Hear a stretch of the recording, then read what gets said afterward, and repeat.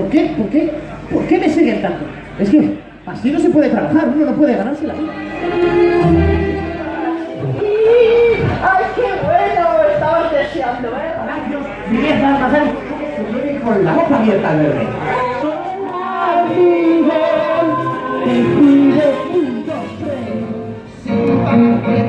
Mi hija tiene razón, ¿eh?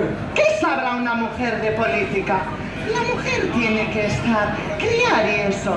Y ni siquiera ha sabido hacer su hija. Sí, eso que acabo. Que eso sea asunto de Estado, ¿eh? Yo creo que sí que lo es. Yasmín ya sabe quedarse.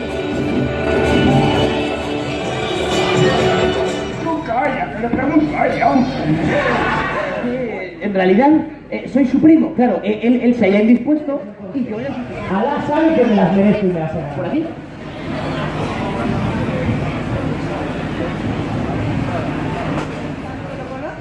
Más de lo que imaginas.